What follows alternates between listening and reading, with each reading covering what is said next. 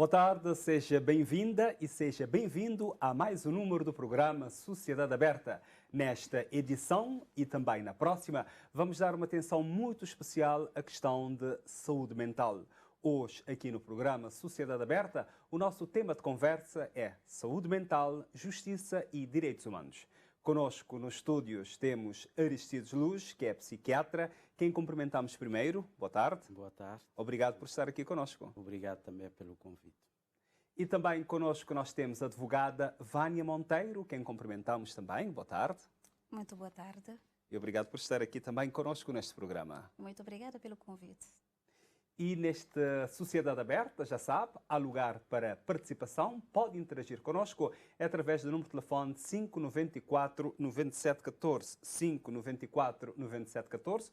O número aparece agora no seu ecrã, vai poder dar um toque para este número de telefone. A nossa assistente da produção vai entrar em contacto consigo. Também, se quiser, é procurar-nos nas redes sociais, principalmente no Facebook, Sociedade Aberta, deixe os seus comentários, sugestões de temas e mais à frente também vamos ler esses comentários, se tiver e se for relacionado com o tema. Hoje o nosso tema de conversa é saúde mental, justiça e direitos humanos. Começamos por si, Vânia Monteiro, enquanto advogada, para nos apontar quais são os direitos das pessoas portadoras de saúde mental. Doença mental, no caso. Bom, desde já agradeço mais uma vez o convite, Odair. É sempre um prazer estar aqui e contribuir um pouco para poder esclarecer e também enriquecer com o conhecimento, né? Bom, neste caso, começo por dizer que as pessoas portadoras de transtornos mentais, podemos dizer que eles têm direitos, como, por exemplo, direito à saúde, e dentro do direito à saúde tem direito a ser informado realmente sobre qual é a sua situação em termos da sua saúde, dos diagnósticos, se eles têm de ser submetidos a algum exame, explicar bem qual é o exame, qual é o tipo de procedimento que eles têm a fazer ou a ser submetido, e eles também têm o direito de dizer se eles querem ser submetidos ou não a esses tais exames. Em termos da educação, podemos dizer também que eles têm direito a frequentar escolas, a estar e ser incluído dentro dos programas com os outros coleguinhas, tem direito de ser, ou seja, no que eu entendo, temos de trabalhar mais na inclusão, não obstante de ser uma pessoa que tem problemas mentais, não devemos entrar no campo de discriminação e sim tratar da forma Neste igual. caso, a educação está a pensar, por exemplo, no menor, porque disse com os coleguinhas, mas se for uma pessoa adulta, está na fase ou terminar o ensino secundário, no 11º ou 12º, já com 18 anos, é uma pessoa adulta, ou também no universitário. Esse direito deve ser observado de que forma? Sabendo, por exemplo, que a doença é um estado, ou seja, pode ser um momento, não é, doutor? Pode ser um momento, também não necessariamente terá que ser permanente. No caso do momento da doença, que tipo de direitos em termos de educação? Vamos pensar no adulto. Bom, neste caso, como um adulto, aí o que temos de observar é o seguinte, é saber em que ponto também o momento de lucidez, que ele vai estar no momento de lucidez para poder também assistir às aulas e também contribuir para o seu estudo. Porque, convenhamos, se temos uma pessoa que sofre de transtorno mental, tem o direito, sim, fundamental de assistir às aulas e à educação. Mas agora podemos perguntar, qual é o momento que ele vai se encontrar num período de lucidez que o permita a exercer este direito? Vamos ouvir também o psiquiatra Aristides Luz aqui conosco para nos ajudar a entender essa questão também dos direitos, porque esta parte é uma parte extremamente importante, porque algumas pessoas acham que quando alguém tem um problema, isso acontece na nossa sociedade, tem um transtorno mental e as pessoas querem mandar, ou seja, alguém, há tipo um tutor. Mais uma vez, muito boa noite, obrigado pelo convite, cumprimento a colega de painel.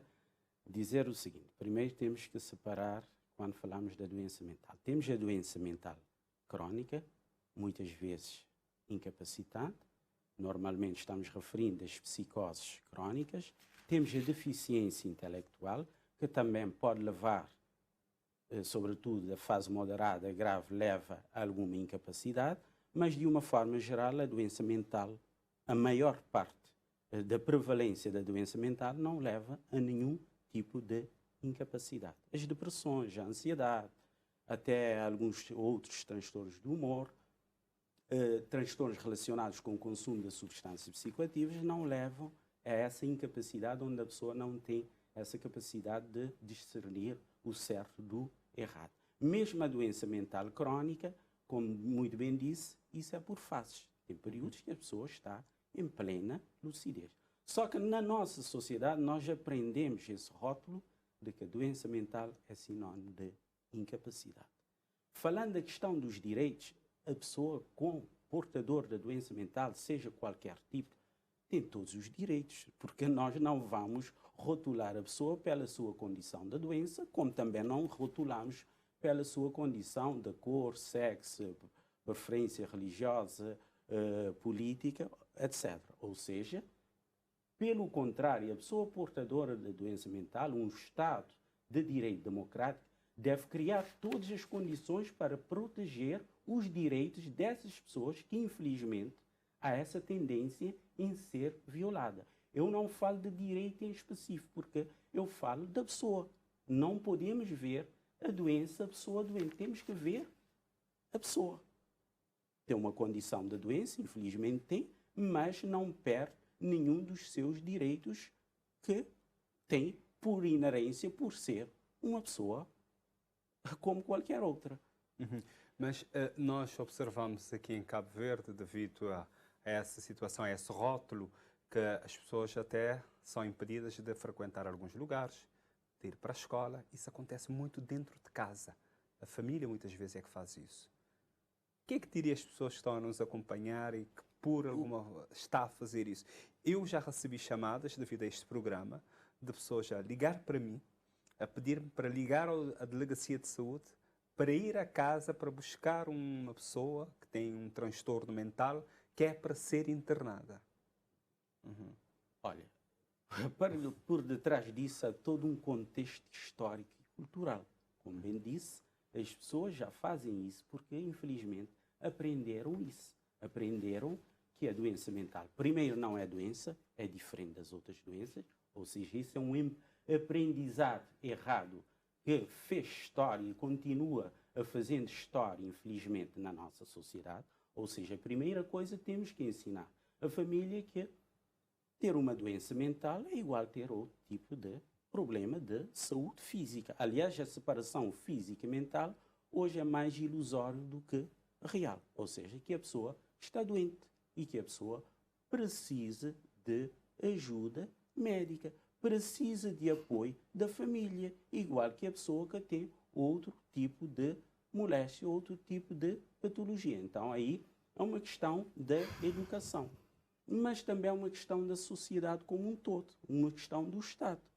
O que é que o Estado faz para combater esse estigma? Porque muitas vezes nós pensamos no estigma, pensamos na família, pensamos na rua, mas esquecemos que temos um Estado onde o estigma é institucionalizado.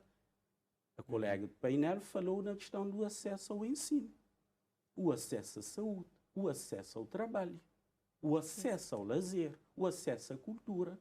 Essas pessoas, muitas vezes, falando da doença mental crónica, em algumas vezes incapacitante, a todo esse estigma faz com que esse acesso seja barrado.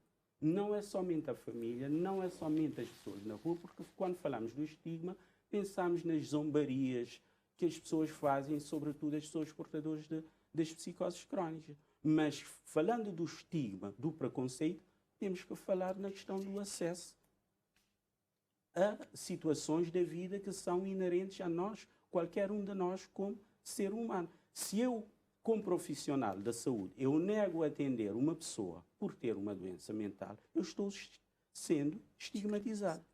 Se eu tomo decisões judiciais partindo do pressuposto que a pessoa tem uma doença mental, eu estou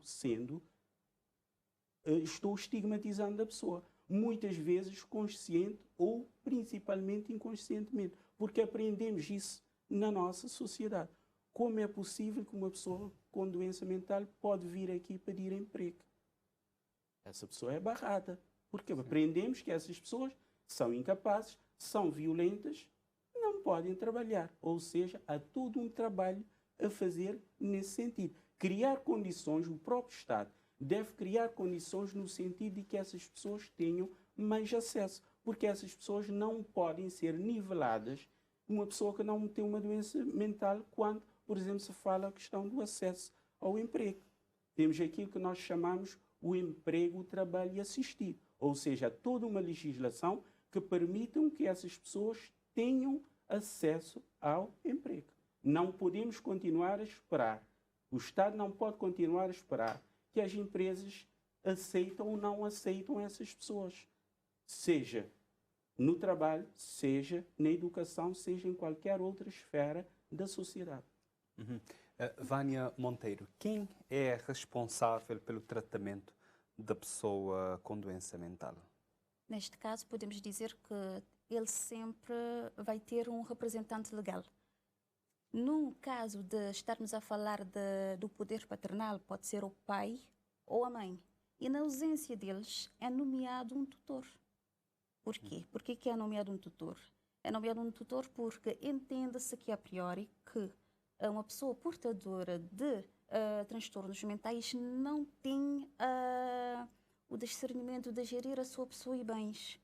E, no entanto, o que é que se faz? Na ausência do pai e da mãe, o juiz nomeia um tutor para poder tomar conta, por exemplo, dos bens da pessoa que sofre de transtornos mentais.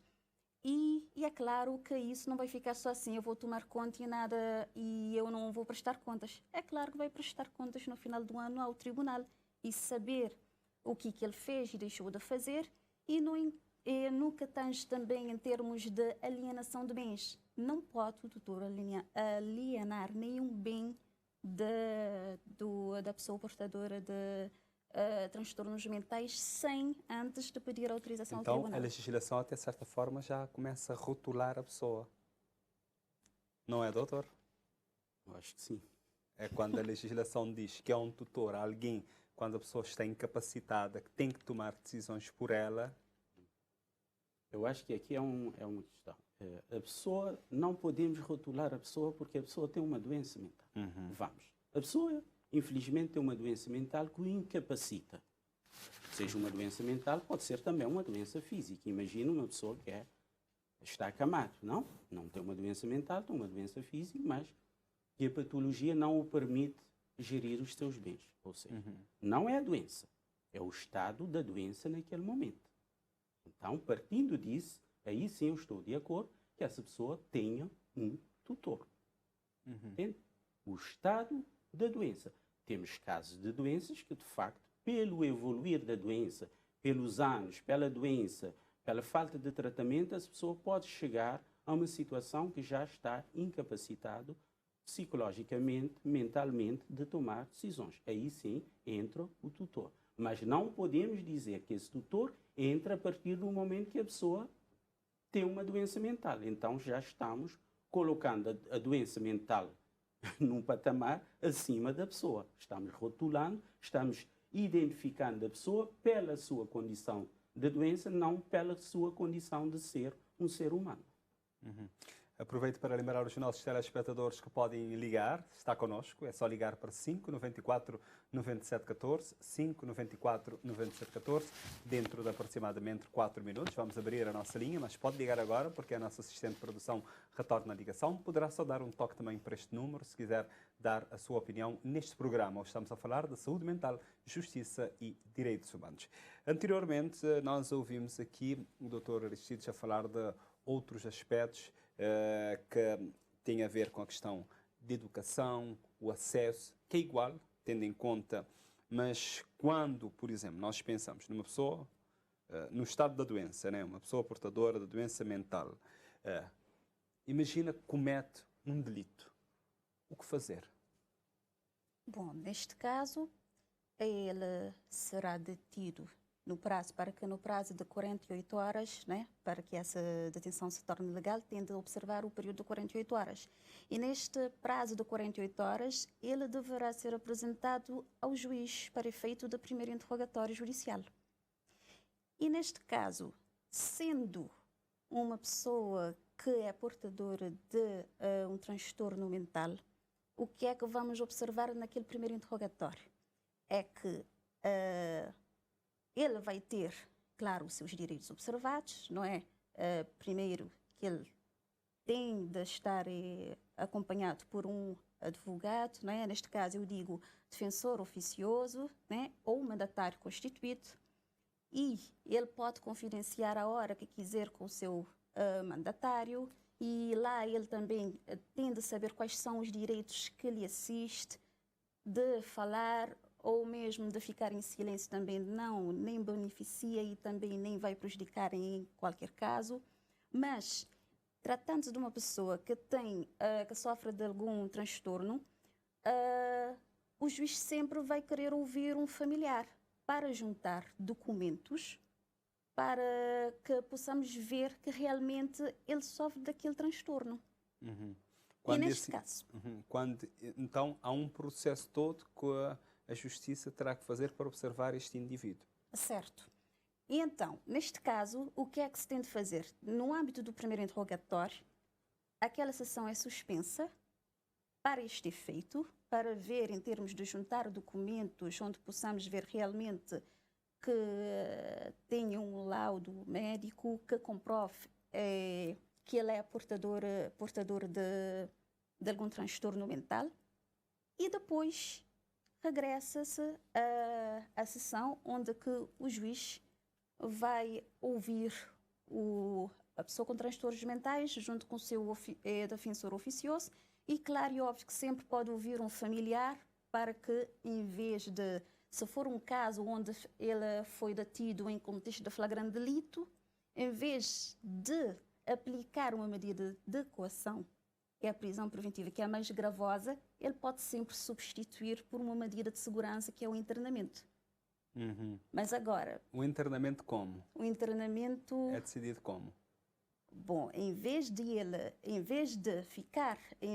ser aplicado a prisão preventiva, o juiz decide aplicar uma medida de segurança para que ele possa guardar o desfecho internamento do processo. Onde?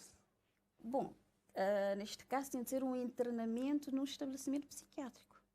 Mas isso tem de ter os documentos, como eu já disse anteriormente, que têm de ser juntados aos autos para que possamos seguir, quer dizer, para que o juiz possa seguir por aquele caminho.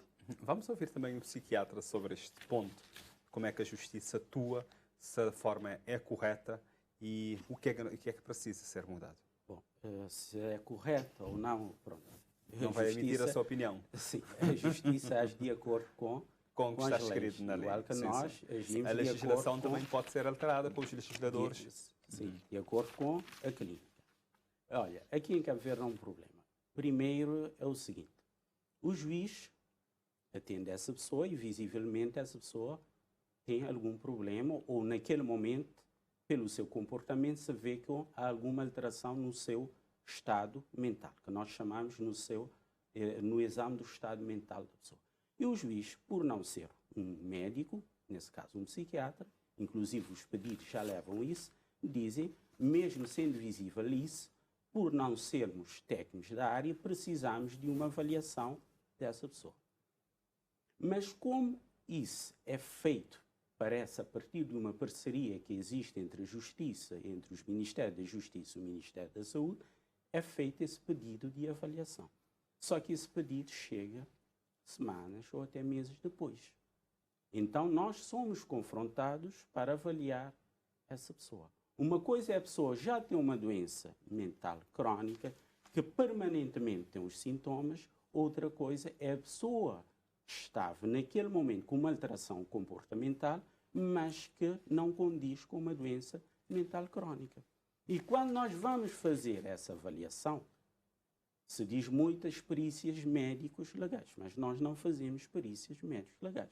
Porque a perícia médica legal temos que ter um psiquiatra forense, temos que ter um médico legista. Nós vamos fazer uma avaliação do estado mental da pessoa naquele momento que chega para nós. E Sim, que pode não coincidir, né? não coincidir com o que o juiz presenciou naquele momento. Então, isto pode alterar o sentido da decisão da Justiça. Eu acho que sim. Eu acho que sim, que pode alterar o sentido da decisão da Justiça. Por quê? Nós não vamos avaliar isso pelo diagnóstico, mas sim pelo estado mental da pessoa naquele momento. Pode ser que o estado mental, quando nós fazemos a avaliação, sim, comprove que essa pessoa padece de uma doença mental crónica. E outra coisa, há que ver a relação que a doença teve com o crime. Porque não é a questão da doença. Uma pessoa pode ter uma doença mental e estar plenamente estabilizada, ter plena consciência dos seus atos, do alcance dos mesmos, e que isso não é critério de inimputabilidade. Ou seja, que a pessoa está livre de responder pelo crime que cometeu por a doença. Porque se nós colocarmos a doença como sendo o critério, aí também já estamos sendo estigmatizantes. Ou seja, é o estado da doença naquele momento e até que ponto o estado da doença, os sintomas influenciaram o comportamento criminoso da pessoa. Vamos voltar a este assunto já. Temos um telespectador que já está em linha já há algum tempo a aguardar. Carlos Bartolomeu, de Santo Antão. Boa tarde. Boa tarde, senhor jornalista. Tudo bem? Carlos Bartolomeu, é de que cidade está a ligar neste momento? Cidade de Ponta do Sol, Santo Antão. Cidade de Ponta do Sol. Então, pode partilhar connosco as suas opiniões e também, se tiver perguntas para os nossos convidados, esteja à vontade. Primeiramente, meus cumprimentos ao senhor jornalista, apresentador da Sociedade Aberta, da TCD, e agradecer também pelo convite, bem assim também aos convidados do programa, particularmente ao meu conterrâneo, Dr. Aristides. A situação dos trabalhadores em geral, como sabe, eu sou sindicalista, preocupa-me muito a situação, nomeadamente afetiva, porque a ordem laboral que vem afetando muitos trabalhadores neste momento. A situação, nomeadamente dos direitos humanos também, nesse caso, direito a um rendimento, direito à alimentação, direito à assistência na doença medicamentosa, à educação, entre outras situações que os trabalhadores estão a passar neste momento por situações de muita dificuldade, nomeadamente ao nível da Ilha de Santo Antão. A situação dos doentes mentais também na cidade, nomeadamente Ponta do Sol e Ribeira Grande, porque é um município de duas cidades, onde que os doentes mentais muitas vezes ficam à deriva nas ruas, precisando de um outro tipo de ajuda, para além da educação, que seria a criação de um espaço para receber essas pessoas. E realçar que estou vindo a lutar já há alguns anos com relação a essa situação. Estive numa formação na Ilha de São Vicente, onde que encontrei casas que posso considerar espaços de dia, onde que essas pessoas poderiam ser colocadas numa parceria, nomeadamente com o município da Ribeira Grande. A situação também dos doentes mentais que lhes são oferecidos e muitas vezes vendidas bebidas alcoólicas, agravando assim o seu problema de saúde. Desculpem-me, mas é a minha opinião, que a nossa sociedade está a caminhar para um caos psicológico que, de alguma forma, irá desembocar nos problemas de fórum mental. E aí, neste caso, os governos locais, regionais e centrais são chamados a desempenhar o seu papel.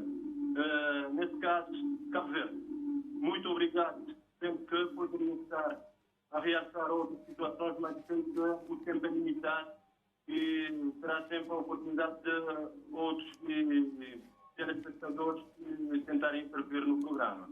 Tá bem, Muito obrigado. Continuação de bom programa. Tá, nós agradecemos a sua participação, Carlos Bartolomeu, a partir da cidade de Ponta do Sol, em Santo Antão. Se quiser fazer como Carlos Bartolomeu, é só ligar para 594-9714. 594-9714. Este número tem a sua inteira disposição. É só dar um toque à nossa assistente, à nossa produtora, vai ligar para si, vai poder em um minuto também partilhar aqui a sua opinião. Aristides Luz, psiquiatra, nós ouvimos aqui o Carlos Bartolomeu, já tive a oportunidade de partilhar consigo várias vezes sobre essa questão de espaço para colocar a pessoas com transtornos mentais, de outras conversas noutros momentos. Eu gostaria de ouvir os seus comentários primeiro ao que disse o Carlos Bartolomeu. Primeiro quero ressaltar que há um trabalho da saúde no sentido de o acompanhamento, o tratamento de pessoas portadoras da doença mental e que é de louvar algum trabalho que tem feito. Claro que há muito para fazer, há dificuldades, há deficiência, há várias lacunas. Quanto às pessoas doentes mentais à deriva, deambulando na rua, eu acho que temos que situar uma coisa. Como eu já tinha dito, nós não podemos ver a pessoa somente pela sua condição de doença. As pessoas estão deambulando na rua por vários fatores sociais também. Porque, além de pessoas portadoras de doenças mentais, nós temos idosos, crianças deambulando na rua sem proteção social. E, provavelmente, tratando-se de uma pessoa portadora de uma doença mental crónica, isso fica mais visível. E vendo que aquilo que nós já tínhamos dito, a inserção social da pessoa, no emprego, na sua vida como um todo. Porque se nós vamos construir um espaço para colocar as pessoas, aí já estamos violando um direito que a pessoa tem de ir e vir. Um direito que tem de viver na sociedade. Agora tem que viver na sociedade com dignidade. A questão da pessoa deambular na rua, até certo ponto, é normal. Agora, não pode estar nessa situação de degradação social, muitas vezes mal vestido, sem um espaço para dormir, sem uma refeição condigna, sem acesso aos seus direitos fundamentais como cidadão. Isso pode ser resolvido de diferentes formas. Temos a questão dos centros de dia, onde a pessoa vai, além do tratamento, também é-lhe oferecido outras oportunidades de inserção social. Tem a questão das residências terapêuticas, já eu falo mais do exemplo do Brasil, onde a pessoa vive juntamente com outras pessoas, mais uma residência, não uma jaula colorida como aquele que infelizmente nós temos aqui em São Vicente, ou seja, espaços condignos. Está a dizer o espaço de acolhimento dos doentes mentais. Sim, que não se faz sentido no mesmo espaço ter 40, 50 pessoas. Isso não se faz sentido. Eu entendo a Câmara Municipal no sentido de dar dignidade a essas pessoas, mas temos que ver a forma como nós vamos dar essa dignidade a essas pessoas. Então é isso que eu digo ao Sr. Carlos, que eu estou de acordo com ele nesse sentido dessa preocupação. Ele mesmo referiu das condições que nós vivemos nesse momento, em termos de desemprego, em termos económicos. Que afeta também a saúde mental das pessoas. Que afeta a saúde mental da pessoa e afeta, sobretudo, a saúde mental das pessoas que já tinham um problema de saúde mental. Então, o Estado deve resolver isso, mas não criando soluções que muitas vezes acabam por piorar a situação, que é estigmatizar a pessoa, porque temos um espaço aí, espaço para doentes mentais. Nós não temos espaço para diabéticos, nós não temos espaço para hipertensos, nós não temos espaço para epilépticos, nós não temos espaço para miúpes. Ou seja, o espaço da pessoa é na sociedade. Eu estou de acordo com o apoio social que devemos dar às pessoas quando precisam. Esse apoio social pode ser com a moradia, mas não podemos dar esse apoio partindo da premissa que a pessoa é doente mental. Nesse espaço pode ter uma pessoa com uma doença mental com outro tipo de problema de saúde. Vamos ouvir também advogada Vânia Monteiro, sobre o que disse o Carlos Bartolomeu a partir da Ponta do Sol, os seus comentários, as afirmações dele aqui neste programa. Bom, realmente sobre o que ele falou e os comentários dele, eu estou também de acordo. E tal como o colega de painel também falou, não devemos rotular uma pessoa só pelo fato de ele ter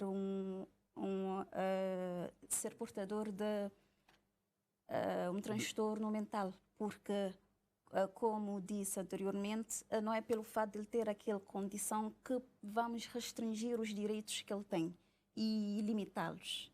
Não, devemos trabalhar na inclusão na sociedade de forma que ele sinta-se parte da sociedade e assim para poder crescer também enquanto pessoa. Porque às vezes vamos lá e limitamos uma pessoa, por exemplo, com o direito ao ensino ou mesmo também à saúde. Não podemos fazê-lo porque estamos realmente a infringir os direitos fundamentais de uma pessoa. Porque mais do que falar de uma pessoa que sofre de transtornos mentais antes de ter essa condição, estamos a falar de uma pessoa. Ou seja, de direitos do homem, direitos inerentes ao homem, não é? Que estão com o homem mesmo à nascença. Então, não é pelo fato de estar numa condição que aparentemente que pode ser uma condição que ele tem, ok, ele tem, mas não podemos estar aqui a rotulá-lo e muito menos a limitar e muito menos com discriminação. Devemos trabalhar na inclusão. Em termos da saúde e também em termos da educação, também concordo que ainda há muito por fazer, né? É muito por fazer porque temos de trabalhar nesta questão onde temos de consciencializar a sociedade sobre este tema que é muito pertinente e também dar o apoio de forma de, como é de dizer, de pessoas terem empatia com o próximo, terem empatia com o próximo de forma que podemos já abraçar essa causa que não é só deles, é nossa também. O Carlos Bartolomeu disse na sua intervenção inicial que os problemas que afetam os trabalhadores também está a afetar a saúde mental das pessoas. Observa isso também? Tem este sentido, tendo em conta os trabalhadores, a vida difícil que as pessoas estão a viver agora, com o nível de vida cada vez mais caro, também afeta a saúde mental das pessoas? Tem essa percepção? Claro que sim, eu penso que sim, porque hoje em dia, em termos de, como eu dizia no dia passado, anteriormente podíamos, por exemplo, ir a um supermercado com uma certa quantia, por exemplo, 10 mil escudos. Ias lá e fazias as compras perfeitamente. Hoje em dia, vais a um supermercado com 10 mil escudos, não é nada. E depois, não estamos a falar só apenas sobre famílias que podem ter o rendimento mínimo exigido, não é? O salário mínimo. Tem pessoas que nem aquilo têm. Mas, em termos do trabalho, como já disse anteriormente, não é pelo fato de uma pessoa ser portadora de uma doença mental é que temos de restringir os direitos dele. Não, ele tem direito de ser remunerado, tanto também a ser inscrito na Previdência Social, a INPS. Ele tem todos estes direitos, mesmo com horas extras serem pagos e acordar com a entidade patronal. Todos os direitos essas pessoas têm, sim. Mas o que temos de ter cuidado, porque nem sempre estas relações são realmente como são. Porque temos um contrato com a entidade empregadora, mas nem sempre é cumprido. Vamos isso levar para um outro programa, vou puxar para o nosso assunto. Aqui, anteriormente, a doutora Vânia Monteiro falou, quando acontece uma pessoa portadora de um transtorno mental comete um delito, a justiça, o juiz vai ouvir a pessoa que cometeu, chama a família, depois a saúde também é chamada. Pergunto-lhe, na justiça em Cabo Verde, precisamos de um profissional de saúde ali, tempo inteiro, a trabalhar com a justiça para ajudar a resolver outros problemas também, entre os quais os problemas da saúde mental tendem a ver com transtorno mental? Olha, é o seguinte, como eu tinha dito anteriormente, a necessidade de que essa avaliação seja o quanto antes. Porque você faz uma avaliação semanas ou meses depois, claro que o resultado vai ser diferente. Em Cabo Verde já se falou muito na questão da criação do Instituto de Medicina Legal. Pode ser uma solução, porque o Instituto de Medicina Legal abrange a parte da saúde mental. Mas já está criado. Sim, Pelo menos na legislação e um espaço. Mas não na cidade da adianta Praia. criar se nós não temos os técnicos necessários. Neste caso, um médico, um psiquiatra forense. Já seria uma opção de colmatar essa lacuna. O que é que eu vejo aqui nesse momento? Parece uma parceria entre o Ministério da Justiça e o Ministério da Saúde, nesse caso, que do meu ponto de vista já é positivo no sentido de que há essa preocupação em avaliar essa pessoa, a sua condição de saúde mental, para que seja aplicada uma justiça, permita a redundância, justiça justa, mais justa possível.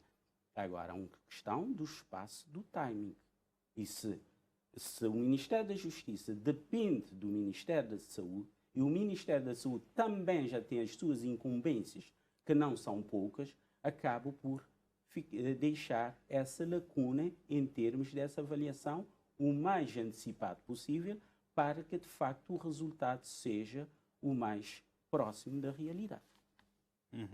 Temos aqui um outro telespectador, estou aqui a consultar também o Facebook, agora um telespectador a dizer praticamente a mesma que nós ouvimos aqui, temos, creio que o telespectador já tinha referido a isso, a situação em que muitos doentes, pessoas portadoras de transtorno mental, mal vestidos, abandonados, dias de chuvas, a apanhar chuva, sol, e portanto diz aqui que é necessário, né, ter um espaço, sim, para colocar as pessoas. Gostaria de ouvir os seus comentários. Como eu disse, o que é que, se formos ver a história do tratamento da doença mental crónica, começou na questão dos hospitais psiquiátricos.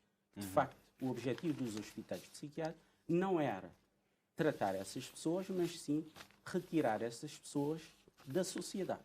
E que há todo um movimento desde o século passado no sentido de que esses espaços, esses hospitais fossem fechados. E há muitos países que conseguiram isso. Cabo Verde, nós temos uma vantagem, que nunca tivemos hospitais psiquiátricos. Caso tivéssemos, nesse momento estaríamos com todo esse trabalho de fechar essas pessoas. Como eu disse, há necessidade de centros-dias, igual que o centro de terapia ocupacional que existe aqui em São Vicente, onde a pessoa pode ir, passar o dia, frequentar, seja medicado e seja-lhe apoiado no sentido de adquirir habilidades para a sua inserção social. Agora, em relação às pessoas deambulando na rua, eu queria ressaltar uma coisa aqui, que nós todos estamos vendo nesse momento em Cabo Verde. Quando nós falamos da doença mental, por exemplo, da esquizofrenia, a prevalência mundial da esquizofrenia é de 1 a 2% da população. Felizmente, não é tão prevalente, porque a esquizofrenia é considerado o câncer da psiquiatria, ou seja, a doença mais temível, mais degradante que existe. Então, nós não temos um aumento dos casos de esquizofrenia em Cabo Verde. Agora, o que é que nós temos, sim, é um aumento de pessoas deambulando na rua, de jovens, sobretudo, pelo consumo de substâncias psicoativas, que nesse momento já constitui um dos principais problemas de saúde pública em Cabo Verde, a questão do consumo de substâncias psicoativas, e que já está tendo os seus desdobramentos. A violência, os crimes, tudo está relacionado com esse consumo. Muitas dessas pessoas que estão deambulando na rua são usuários de drogas. Claro que isso leva a algumas alterações mentais. Mas como fazer isso? Temos mais alguns minutos, mas aqui é uma pessoa que mandou uma mensagem a dizer que a pergunta também é para si. Dizer que o centro lá da Vila Nova, que foi criado pela Câmara Municipal, porque as famílias abandonaram essas pessoas. Foi uma forma que a Câmara Municipal encontrou para... Olha, a informação que eu tenho é o seguinte. De início era para ser admitido pessoas sem vínculo familiar, vivendo na rua. Hoje, se nós formos aí, vemos que isso muito deixou de seguir a linha de início. Como eu disse, eu estou plenamente de acordo no sentido do apoio social que se deve fazer às pessoas. Agora, temos que ter cuidado. Nós estamos falando num espaço pequeno, com várias pessoas, com pessoas que têm famílias e que lá foram aceitos. Hoje a família não vai querer aceitar de volta.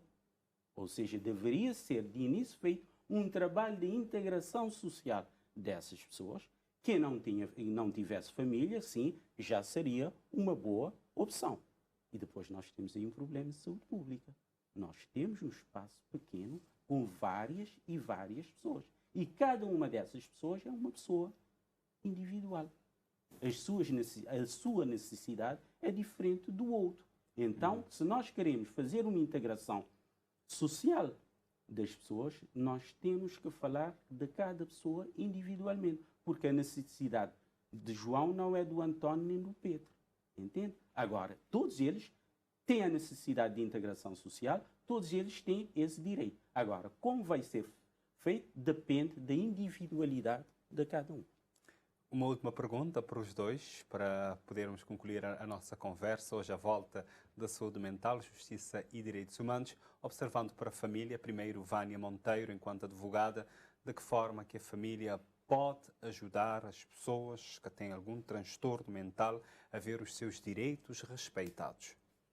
Neste caso, convém a família, não é? Em primeiro lugar, fazer este trabalho, ou seja, de consciencializar em primeiro lugar, né, os familiares, os mais próximos, e aí sim começar a fazer o trabalho da família para a comunidade e a sociedade em geral.